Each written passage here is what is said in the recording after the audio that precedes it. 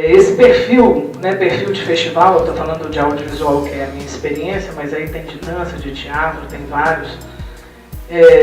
São perfis de eventos que acontecem em edições anuais, consecutivas, que requerem um planejamento, e que o modelo hoje de gestão, independente da lei, é um modelo que não se adequa ao perfil da nossa vivência e da nossa necessidade. A gente precisaria, no mínimo, trabalhar com um planejamento plurianual ou, no mínimo, bianual.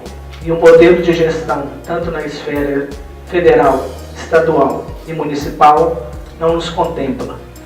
Isso eu acho que seria uma primeira mudança aí, que eu queria depois aprofundar. Na questão do Procultura, que é o nosso encontro aqui hoje, eu acho que a gente podia aprofundar a discussão sobre dois aspectos: o Fundo Nacional de Cultura e o mecenato, porque às vezes a gente se confunde entre os dois quando a gente fala em descentralização, que todo mundo é a favor, né? Quando a gente faz a democratização do acesso, que todo mundo é a favor, que isso o fundo está contemplando bem, né? Está propondo melhorias. Mas nesses quase 20 anos de existência da lei, eu acho que a gente tem que parar um pouco mesmo, rever, inovar, avançar. Mas eu endosso o que o Pedro Paulo falou, que mecenato é mecenato, a gente está falando de mercado. Né? Nós não estamos falando de uma política de Estado, nós estamos falando de mercado, de mecanismo, não é de uma política pública. Ele faz parte da política pública, mas é um mecanismo.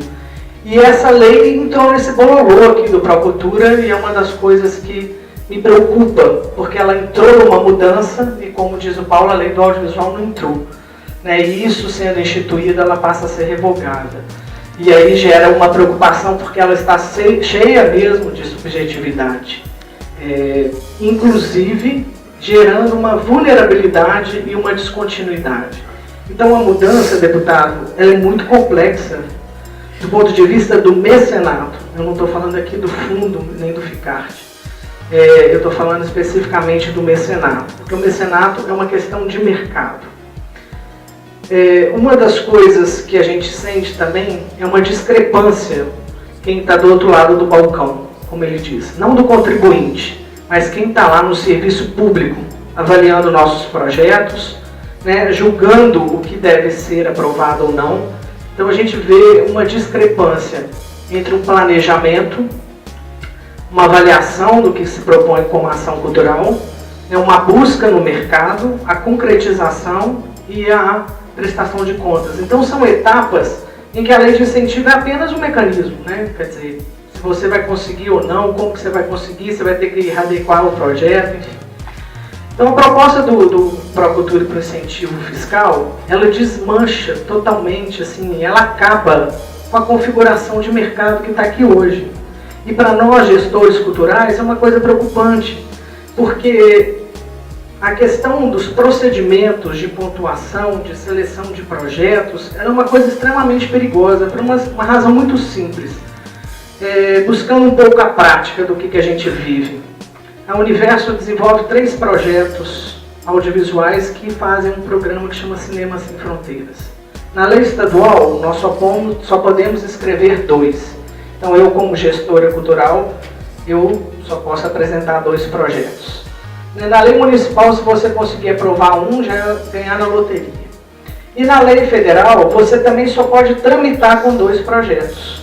Então, se eu vou escrever um projeto na lei federal e que eu não sei qual categoria que eu me enquadro, que eu só vou saber depois de uma avaliação que ela vai demorar pelo menos 60 dias, eu não consigo planejar nem a próxima edição do projeto.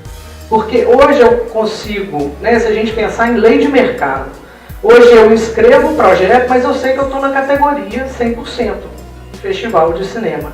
Então eu já estou começando uma conversa no mercado, já apresentando minha categoria 100%, que aí o contribuinte vai falar, eu quero ou não quero.